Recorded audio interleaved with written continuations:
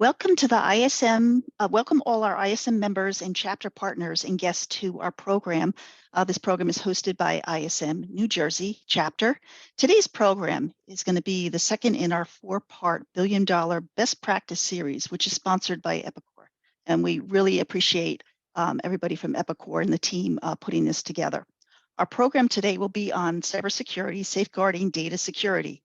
At this point, I'm going to turn the program over to our hosts. Hi, everyone. Thanks again for joining. Most specifically, we are going to talk about the 8 threats of cybersecurity, or the 8 steps to avoid a cybersecurity attack. So we're pretty excited about this because we know this is a really, really hot topic. So for those of you who are joining us for the first time, welcome. And for those who've joined for the previous 2 sessions in the series, welcome back. But just to give you a quick idea of what we're going to cover, just a brief introduction to Epicor and why this billion-dollar best practice series is hopefully going to be very valuable to you in your roles, but then get really into the depths of anatomy of a ransomware attack, IT security teams in the requirements and what's expected, and of course, obviously, how to avoid an attack. So real quickly, as by the nature of this naming of the series, Epicor is a billion-dollar software company, been in business for 40 years. Soon to be 50, right? Now, yeah, 50 years. But we're obviously a very, very successful business in the sense that we provide ERP solutions to the world's most essential businesses. And again, I'm not necessarily going to read all the slides, but I want you to feel completely comfortable that we're a multinational company that has had the success that we have had to date because of some of the best practices we bring to bear. Above and beyond those best practices thread into kind of 5 basic tenets, and that is servicing, make, move, sell. So everybody who makes something, moves something, or sells it. But we're doing that in a connected, open way that accelerates. I think the accelerate is fundamental to who Epicor is, in that it's a light footprint, quick time to value, and that you can, and so that people can optimize their investments, optimize their resources. And so we really think about all of that in making sure that you are taking the best, getting the best advantage out of your digital foundation. And of course, scale. None of that is relevant if we can't scale with you as you grow, as our customers grow their businesses. And as I mentioned, the reason that we offer this billion-dollar best practice series is you can see really quickly, just look at the logos that our executive team brings to Epicor's benefit. Oracle, Procter & Gamble, Accenture, and today we are focusing and highlighting, or I should say your thought leader today is Rich Murr. If you're familiar with HEB or probably shop there, or Rackspace, he brings some of the best industry practices to Epicor's benefit. And that's one of the things that we're going to talk about today is what he's done. And you can see from, his extensive background and the journey that he's been on with us over the last 6 years, the cadence of being an ex-Marine, all to the benefit of Epicor being a very, very solid company, consistent, mitigating any kind of risk or threats. And what's really unique about Epicor is we have actually taken our best practices and packaged them up as an MSP. And so Rich Murr obviously is our CIO. Joining him also today is Carr, and Sean brings an extensive amount of experience from other security experience from other companies like Mitsubishi Financial, Barclays, and Unisys. So with no further ado, that's us. And I'm going to turn it over to the highlight, Rich Murr. Rich. Hey, Chris, and hey, thanks for the intro. Listen, I'm just going to jump right into this one. We'll start with some stats. I think everyone's pretty aware of just how challenging cybersecurity is today and defending against the attacks. And probably the most prevalent one, the one that most of us in the industry are worried about, is ransomware. So you can see some pretty stunning numbers here: 466% growth in attacks since 2019. The reason for that growth is, it's very simple, is hackers make a lot of money with ransomware. So it's very easy to monetize your attack. It's very inexpensive to launch an attack, and it's very easy to make a lot of money by just getting one customer hooked on getting through one customer's defenses and ransoming their environment. If you look at the cost on average, 4.5 million to recover. Certainly in many cases, it's much higher than that. Payments to the hackers to try and get your systems back online. In 2022, the average was 1 million. Again, it can be a lot higher than that as well. And I think this stat maybe is the most telling one. One reason that hackers continue to be successful here is only 30% of surveyed organizations have really thought about how to respond to a ransomware if it happens to them.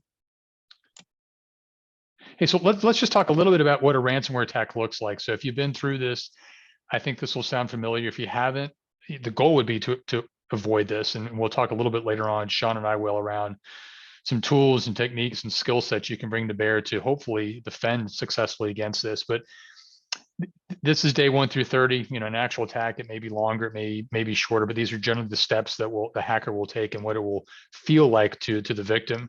But a hacker is going to gain access to a network by either getting through a firewall that's misconfigured, poorly configured. They're going to exploit a system that's not patched properly, or they're going to trick an employee through a phishing attack. That's actually very common, and some of the major attacks that make the news typically come in through a phishing attack. Just one employee. That's all it takes to give their credentials away, and it gives a hacker a beachhead, just an entry point into an organization. From there, they can move further in. They'll typically act like a normal user. They want to avoid detection. They'll exploit your network, your servers, your data, and they'll slowly, and they do it slowly so you don't notice it, they'll begin to exfiltrate data. And before you know it, a large volume of data may have been exfiltrated, stolen, and you may not even noticed it. So let's go to the next slide. So the next step is the hacker is going to begin to encrypt systems. And what that means is they're going to take a server and make it unusable. The server will still be there, but they're going to render it unusable unless you pay money. They're typically, it's not uncommon for them to do this when you're not attentive. So it's common for companies to come in after a long holiday, on a Monday morning, to find that there's been some damage done. And when you arrive to work, you may get an email to an executive indicating that systems have been ransomed and how to contact the hacker. You may get a ransomware note that appears on the actual encrypted systems themselves, but obviously they're going to find a way to communicate to you and let you know. It's very common, especially for companies that have been through this for the first time, to think of this as kind of a traditional law enforcement activity, but it's not. You can contact the FBI and local law enforcement, and they can't assist you. There's nothing they can really do to help with this one. Hacker is typically going to begin to, at that point, start to threaten. They're going to let you know that sensitive data has been stolen. You may not really know what they've taken from you. They may give you a proof of life to indicate that they indeed have stolen that data. And they're going to let you know that unless you pay them money, they're going to publish that data on the dark web. Let's go to the next slide. So then you've got to decide, do you pay the ransom? And in the hopes of two things, that your systems are unencrypted. And by the way, there have been many companies that have paid the ransom and their systems don't get unencrypted. And you pay the ransom so no additional data is released. And you got to keep in mind here, you're trusting criminals to honor that payment. And if you don't pay, can you restore your encrypted systems and backup? And do you take the chance they're going to release stolen data? So it's a very difficult position to be in. Nobody wants to be here. And so I'm going to hand it over to my colleague, Sean, who's going to talk a little bit about what we do internally from a tools and skill set perspective to protect our own company and our customers from this kind of attack. Sean? Thanks, Rich. Next slide, please.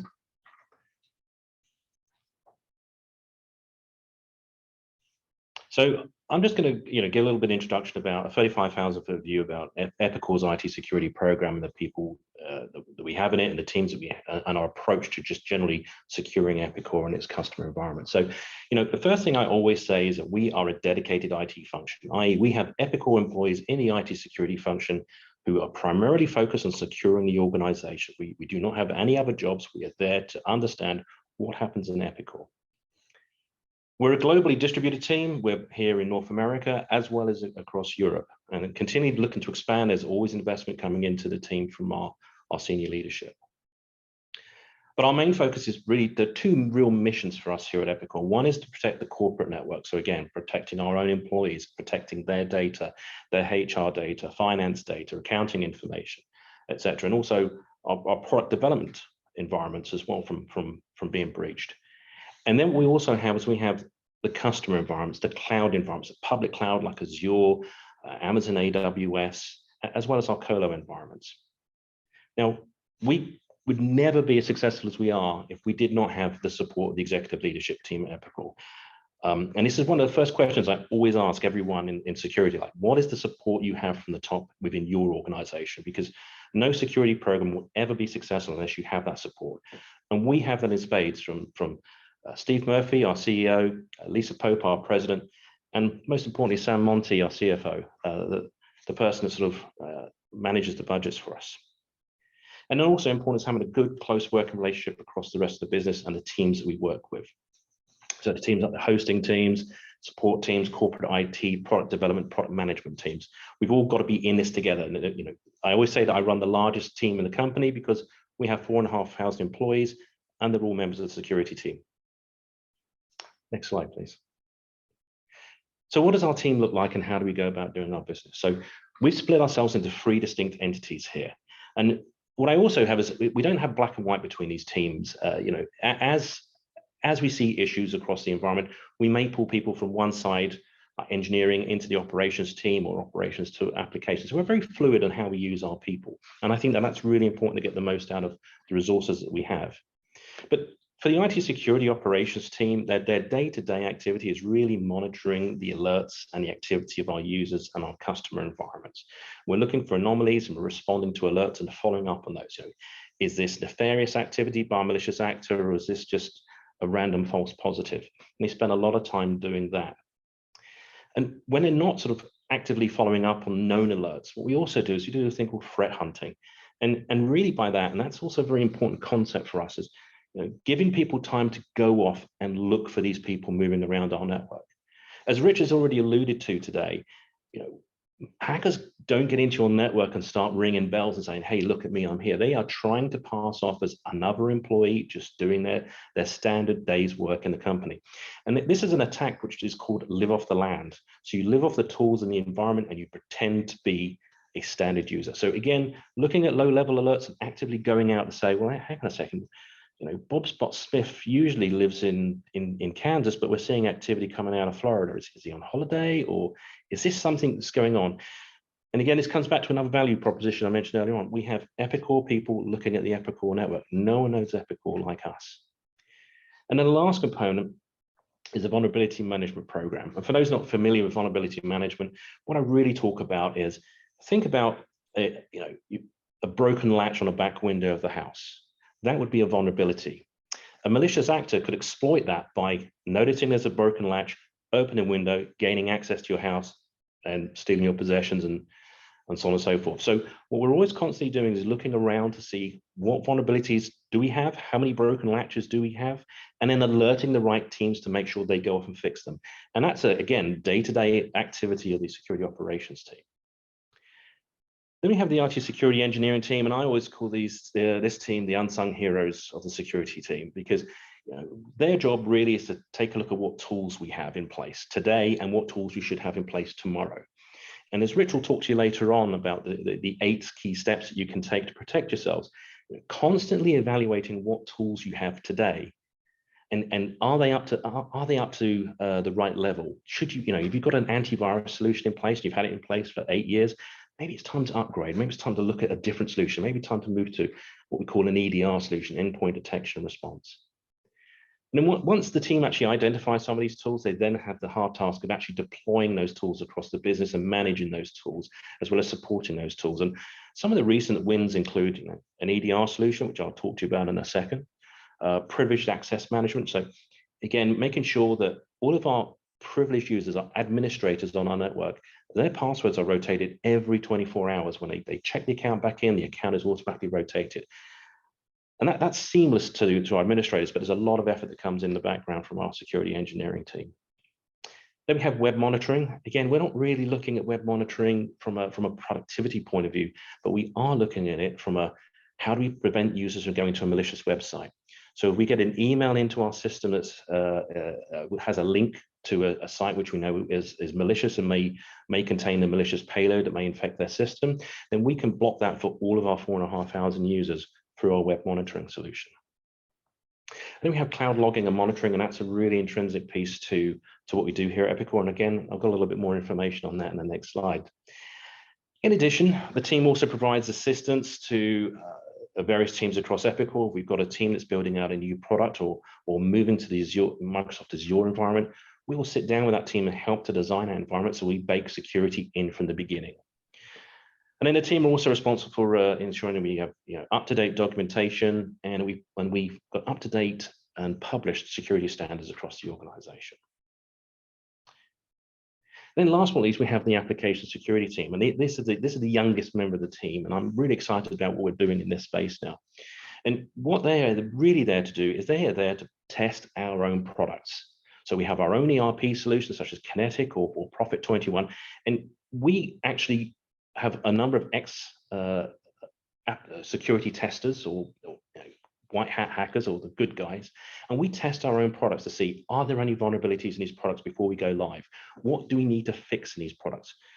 And so once we've done that, and we've provided that guidance, that feedback to product development, they update the package, and then we also go out to a third party, an independent third party, to come through and evaluate the security. Again, this independent third party tests applications on a daily basis, and lots of different organizations. They've got a wide breadth of experience and they know how to take down an application. And again, we go through the process with them and then get the reports from that, provide a feedback development, and make sure that we put those fixes in. And then another last component really there is education. Our application security team also work with our developers to try and sort of continue to educate them about the importance of secure coding, making sure, again, as I said earlier on, that we're baking security into the core of our products. Next slide, please. So as I mentioned earlier on, support from executive leadership is important, and you can really see that just by some of the company names we've got on the screen here today. None of these products come cheap, as Sam reminds us. But these do show how seriously we are taking security. CrowdStrike is really well known across the industry as an incident response tool and an endpoint detection response tool. They are Gartner Magic Quadrant leading EDR specialists as well as the incident response side. And not only have we actually bought their product, but we've also upgraded. We've got the best service, and it's called Falcon Complete. And what Falcon Complete provides us with is, as I say, we've got our own dedicated security team that knows Epicor, but running a 24/7 team is challenging. So we are supported by CrowdStrike, who run a 24/7 monitoring solution across our environment. And if they see any nefarious activity, what we call hands-on keyboards, i.e. we see a malicious actor doing things which just don't quite add up, CrowdStrike will intervene on our behalf. What's really important in all of these instances, and I always talk about it like a forest fire, you need to get to the fire as quickly as you possibly can. You need to extinguish that fire before it's got an opportunity to spread. And again, when we're looking at security operations and responding as quickly as possible to a breach in your network is key to kicking those bad guys out. As I mentioned as well, the security engineering team do a lot around logging and monitoring. And again, this information, we collect 5 terabytes of data a day into our Azure Sentinel solution, and that's only going to be increasing over the next couple of years. And that information is reviewed and analyzed, a number of algorithms, and dare I say it, maybe a little bit of AI in there as well, to try and identify, are we seeing any suspicious activity in our environment? And those alerts are then provided out to our security operations team to review and respond to. And then last but not least is Qualys. And again, a tool that's been around since time began as far as the vulnerability management space is concerned. And they do an outstanding job. And when we look to improve upon how we do vulnerability management and how we look for those vulnerabilities, how often do we look for those broken windows or those broken latches? And when I first got here, we were looking on it. We promised that we'd look on a 90-day basis. Then we moved it down to 30 days. Then we went down to 2 weeks. Now, within just a matter of hours, we know there's a vulnerability and where that vulnerability is across our organization. But that's not enough for us. What we also did is we worked with a product called Kenna, and which is now owned by Cisco, and I have to update the name there, but we look at how there's a tremendous amount of data that we have to present here. And what we do is we present that information as scorecards to each area. So product team A, product team B, product team C, and they can see what vulnerabilities they have. And more importantly, they can see which ones might be exploited, who's likely to go through a back window. Well, these are the ones that you really need to fix, as opposed to these other ones, which are just theoretical or just relatively new. So again, we score the teams, we monitor teams, and we track the teams. Next slide. And I'll hand back to Rich. Hey, thanks, Sean. Security, it can be a daunting topic. And so if you think about what you have to go do to avoid a successful attack, it can be tough to sort of figure out where to get started. We've listed out 8 things that if you do these things, you do them well, you stand a pretty good chance of having a hacker look at your environment, determine it's hard to get in, and move along to somebody else who maybe hasn't done these things. So let's go through the 8 things we can do. First, make sure you've got the skills either in-house or through a third party that you need to help. So it is as Sean mentioned, we have a dedicated team here at Epicor. It's a dedicated function. This is not something you should have an accountant who happens to be good at IT do part-time. It's not really necessarily something you should have a network admin do part-time as well. If you're a small organization, find third parties that can help you with this. If you're if you're big enough to staff this internally, make sure you've got the right person or people, and they really have the right skills to do this kind of work. But it really starts with the skill set. Next slide. 2, this is key, patch all systems properly and regularly. So hackers look for this constantly. And anybody that's run a Windows environment, a Microsoft environment knows there are constant security patches and performance patches being applied. That's the case not just with Microsoft operating systems, it's the case with firewalls, switches, routers, any kind of IT system, even IoT devices, thermostats, other devices that you don't normally think of as being hackable, typically they are today. So you've got to patch promptly and regularly. This is one, if you remember on the earlier slide, this is one of 3 ways that hackers get in, is attacking a vulnerable system. So making sure you've got a system process in place to patch properly is key. If you're a big organization, it really can't be done manually. You've got to make sure you've got tools in place. If you're managing, I would say 50 plus servers, it's not something you want to have done in a manual fashion. You've got to automate it. Let's go to number 3. Implement the principle of least privilege. This is also very important. So even with if a hacker steals credentials, if you implement the principle of least privilege, ideally they're only getting into an account that has a minimal amount of access to the system. So it's not uncommon, unfortunately, for companies to give out admin access to a broad range of employees when it's unnecessary, or giving them access inside the financial system that they really don't need. So most ERP systems, most systems today have really granular roles. Make sure you're only giving the right level of access to the employee. Again, that's called the principle of least privilege. And that means even if credentials get stolen, they're only going to have access to a finite number of resources and data and systems. Segment networks. This gets a little technical, but it's really important. That includes moving key systems to the cloud. What this means is don't have all of your systems on one network. Again, this is something we see smaller organizations struggle with a bit. They'll have their workstations, their printers, and their ERP systems on the same network. And what can happen is a single workstation, somebody may get a phishing email, they may respond to it, they may click on it, and whatever malware they have enabled on their workstation, because it's on the same network as the ERP system, can easily migrate to that environment.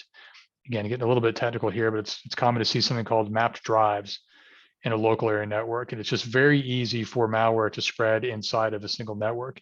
If you segment it, meaning your key systems are on a separate network from your workstations, it becomes much, much more difficult for hackers to move between networks. Moving systems to the cloud is one way to achieve this. So if you run your ERP in the cloud, for example, and your local network gets hacked, it's very unlikely that hacker is going to be able to make its way to your ERP system in the cloud, or whatever system you have in the cloud as well. Let's go to number 5. Sean touched on this, implementing endpoint and network traffic monitoring and detection. really key. You need to make sure that you've got good systems in place. It is unfortunately too common for a lot of companies to still use signature-based antivirus solutions, and for companies not to be looking at the data some of those systems produce, some of the telemetry. So you want to have a modern endpoint detection response capability, and you want to make sure that you've got eyes looking at the data or systems looking at the data. So one, you can have a system to protect it. You could also have data that is thrown off that can give you information that tells you maybe how a hacker got in or what they've gotten access to, or that will allow you to see that they're in your network and prevent them from spreading to other endpoints in the environment. So this is a key area. If you're probing on this one, make sure folks are running modern solutions here. It's very easy to say, yes, I'm running antivirus. That's different than saying, are you running a modern, capable antivirus that's able to defend against the newer threats? 6. This one's key. If you take nothing else from these 8 points, I'd say focus on this one. That's implement ransomware resilient backups. If you have a ransomware resilient backup, you can recover from attack. Unfortunately, what we have seen is companies may run the backup on the same network. We talked earlier about segmenting networks. You want to make sure your backups are on a separate network. So it is not uncommon for a hacker to not only encrypt a server, an ERP server, but they might also find out where those backups are stored and encrypt those as well. At that point, you truly are at the mercy of the hacker. I mean, you're probably going to have to pay them the money, and they know that, by the way. They know that they've gotten your backups and have encrypted them. So you can just go back to 6 for a second. You can do this a number of different ways. You can physically take backups off-site. It's a really inexpensive, easy way to do that. Kind of call it an air gap technique. You can also leverage cloud companies. For some of our ERP solutions, we have backups that are in the cloud, which means a hacker can't navigate from the local network to the cloud. This one's key. Maybe the first area, when you bring somebody on that has the skill set, ask them this question: are our backups resilient? There's also a concept of immutable backups, where the backups cannot be changed, meaning they also can't be encrypted without a lot of intervention and overhead from admins. That's another technique that is very valuable. Okay, let's go to 7.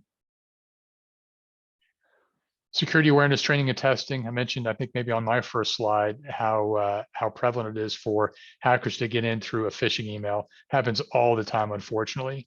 Got to be vigilant about this. And part of this is just educating your workforce on what to look for and how to avoid it. And this really never ends. This is not a one and done. It's a constant set of training and testing techniques that you've got to stay abreast of as the hackers' techniques changes. You've got to make sure your employees are able to recognize those attempts and to avoid those. And there's some good tools that can help you do that. 8. Finally, so key, protect external facing apps with MFA. Two-factor authentication, it's called MultiFactor Authentication.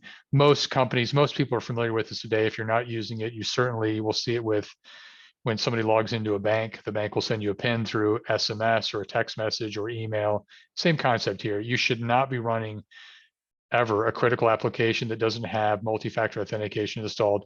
Obviously, what this protects you from is if somebody does succumb to a phishing attack and gives their credentials away, if you have MFA, the hacker still can't get in.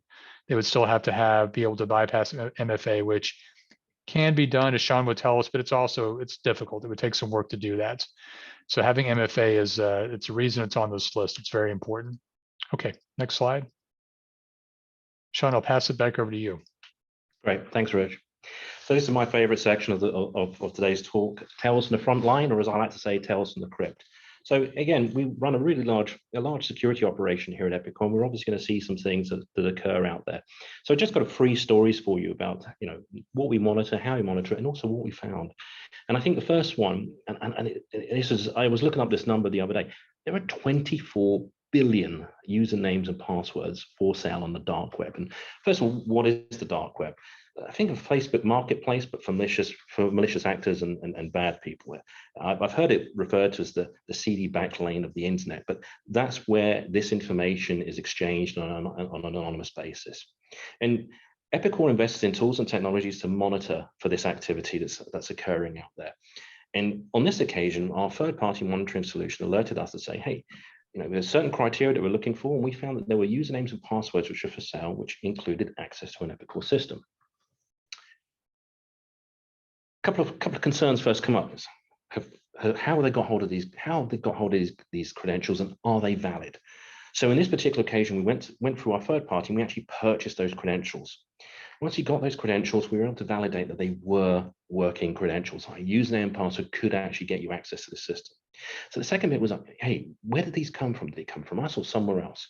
And again, further investigation, looking at the information we got from our third party, we were able to identify that they did not come from an Epicor system, but actually came from a customer's system. Now, it could be a customer's laptop, it could be a consultancy working on behalf of that customer. So again, we rotated the password, the account as soon as we knew about that, and also we actually took steps to disable it as well. And then we contacted the customer, say, look, here's a body of evidence about the information that we've identified. You might want to go off and investigate this a little bit further. So again, we're sitting there, we're making sure we're looking out at what people are talking about us on the dark web, as well as responding to the alerts. So that was, again, a proactive step. And Rich has also talked to you about multi-factor authentication. And the interesting thing that keeps me in security is that it's always changing. I always think about a castle. You build a castle, you've got walls, and somebody comes along with a ladder. Okay, well then you dig a moat, and somebody comes along with a boat and a ladder. So as you pull up defenses, people are always looking at ways in which they can try to defeat you. And MFA, there are no silver bullets. I always say that there are no silver bullets inside in the security world today. Even if you unplug your laptop, somebody can still phone you up on your phone and try and get hold of your password. But on this one, Fish of a salesperson, all we actually had is, all Epicor employees use MFA to access internal resources. And there were a number of factors that were really interesting about this one for me. So we had a user who was traveling across a number of continents, actually, North America, Europe, as well as Asia. And we see alerts for those users come through anyway, saying impossible travel, and they tend to get ignored. But because we've got a dedicated IT security team here who proactively threat hunt, some of our people just became a little bit suspicious about there was a little bit too much travel coming from this user. So we started to investigate what was occurring here. And we were able to identify that the malicious actors had managed to phish the employee. So it's got the username and the password. And then what they did is they also, the way that MFA had been implemented, they were able to defeat it just by bombarding the user with a number of requests, to the point where the user wasn't sure this was a genuine request from them or a request from who knows where. And so they approved it. And they got in and they sent out a small number of emails before we closed the account and disabled the account and contacted the user and took various other actions. But what was really interesting about this one is the emails they sent out, they were not to Epicor employees. They were not to Epicor customers. It was a completely different subset of people that they were using. So again, it was what happened here is somebody went to great lengths to gain access to a legitimate email account in order to send 50 emails out to a number of third parties. And again, because they were rushing, there were no malicious payloads, there were no links and so on. It was very nefarious. But the lesson there really was that sometimes people go to a lot of lengths to attack your organization just to leverage you to attack someone you're completely unconnected to. And that was a real key takeaway from me on that one. And last but not least is testing. And I like this one because in IT, we're always about, let's just quickly set the testing system and then let's move to production. There's always deadlines to do. And so sometimes you don't always go back and clean up accounts and debris from your testing environment. And again, on this occasion, Epicor were alerted by a third party to credentials which are stored on a GitHub repository. And GitHub, again, if I really oversimplify things, is a repository for projects, data, and software applications. It's used in that primary way, but I would think of it as a file share environment.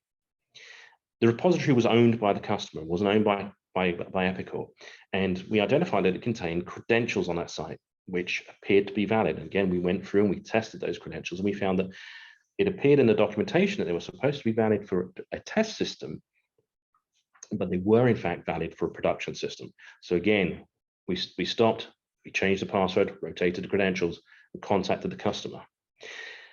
Upon further investigation, again, we were always looking to see how did this information come out, where did it link, and who got access to it.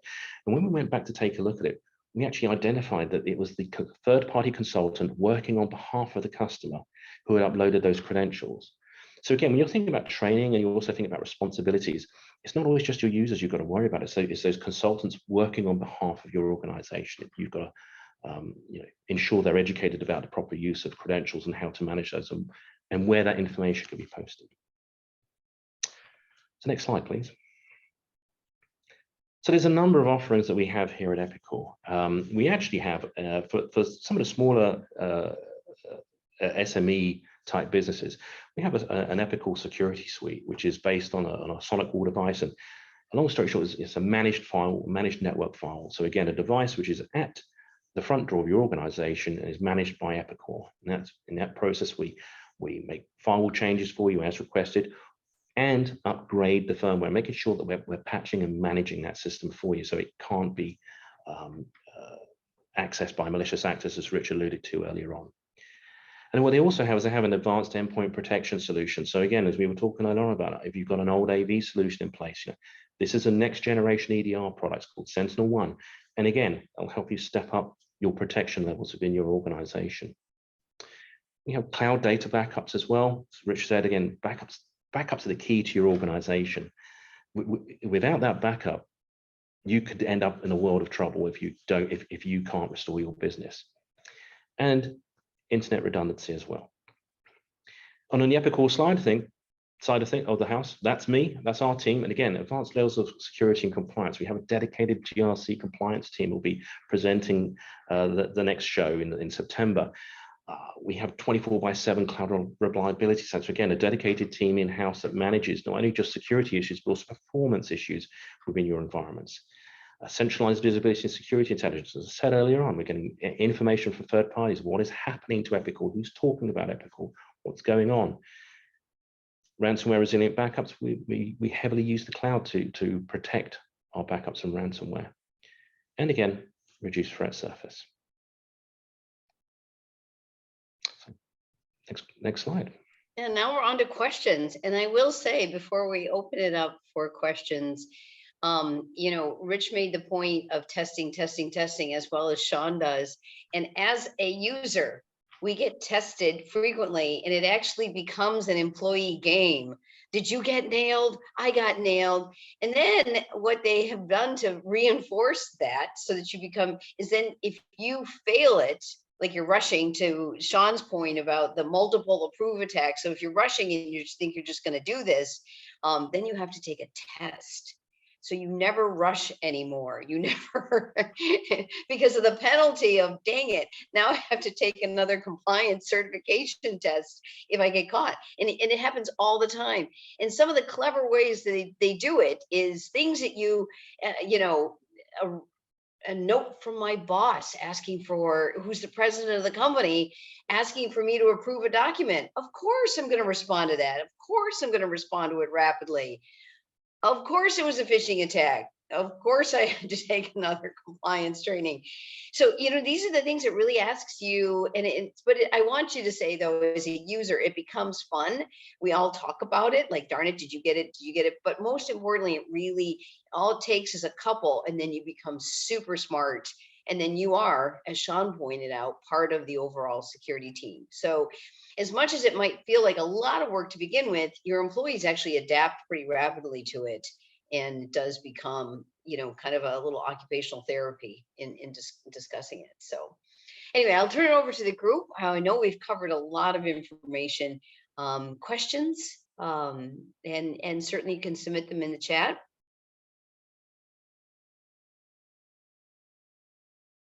Morgan, are you seeing any questions? Yes, there are a few that came to us directly. I'll start with the first question. Are there any free resources you can recommend for small to medium-sized companies to look at for guidance on security? Yeah, absolutely. CISA, the Cyber Information Security Agency, or CISA.gov, is a US-based government entity which governs all issues around cybersecurity, and that's got a wealth of information on it. And I can actually, I'll actually post a URL into the chat as well today, because I think that, again, it's very hard to be prepared as a. If I can find the chat, oh, there is. very hard to be prepared as a small company. And again, everyone is a target. As I said earlier on in my previous discussion, sometimes it might be they're attacking your company in order to attack an entity that you're completely unlinked to.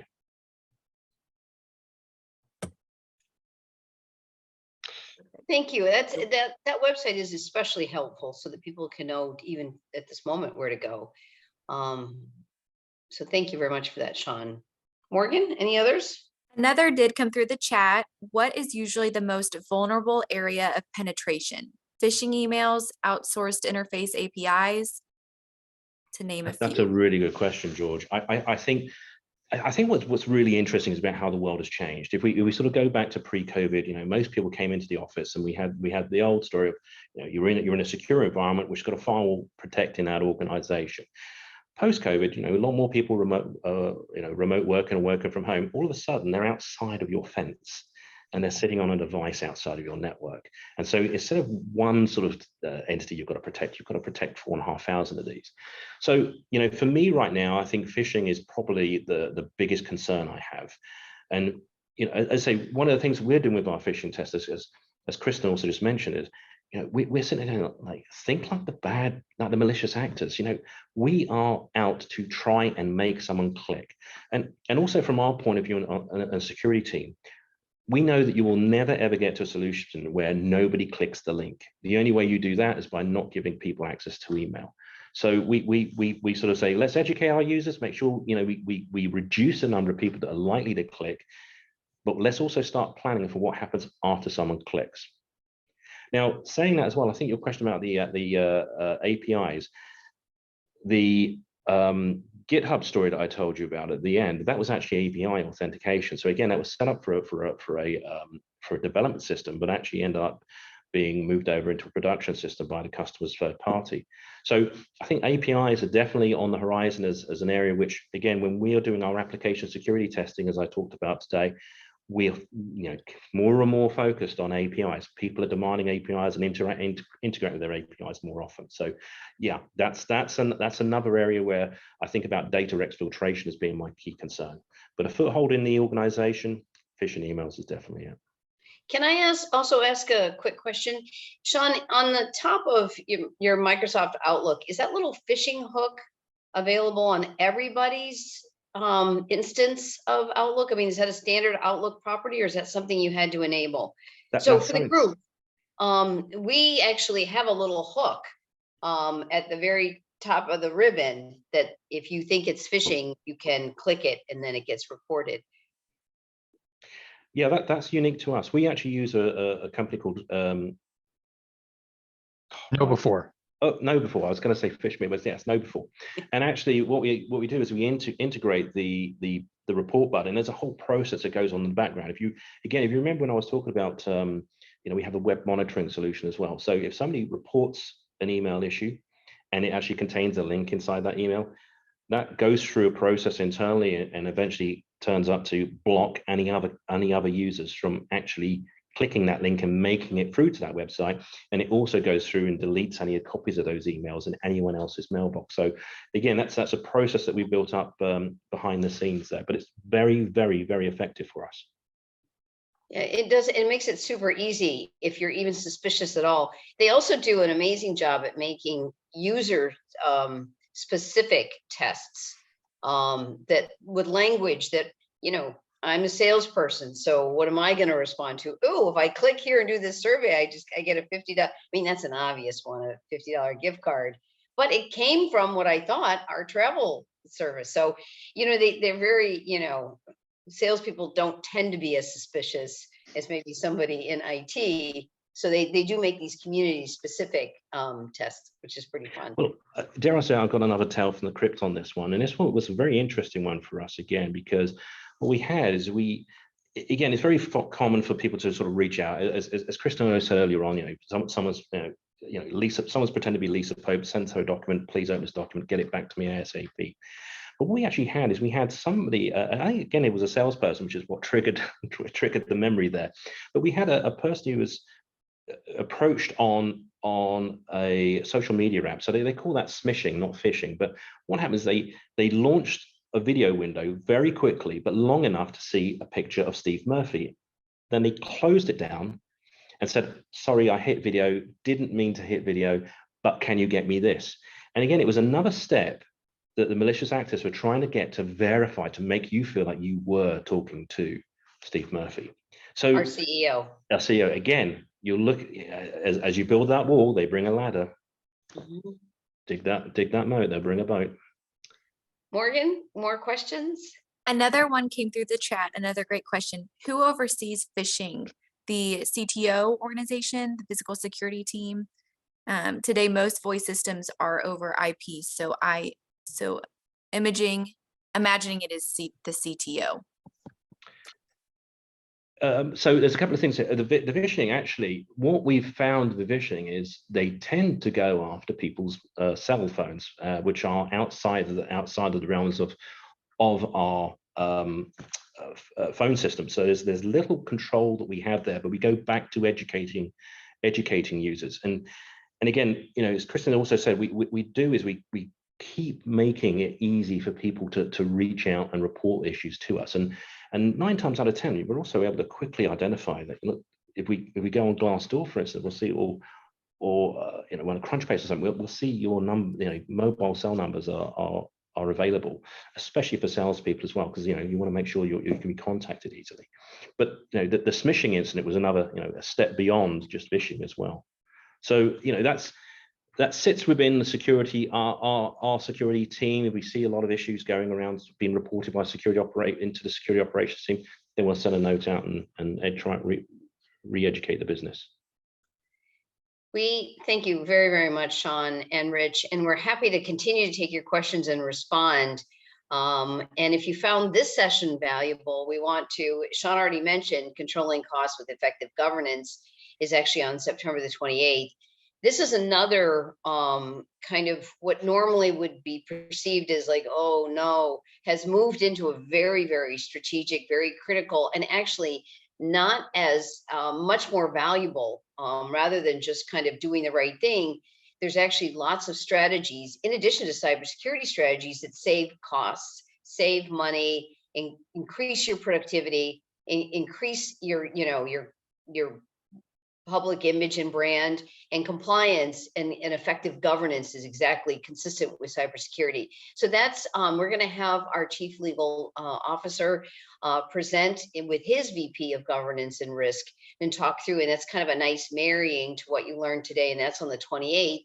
And then of course too, we're all over the overused term of transformation really obviously just means change, and digital transformation most notably is really change with software.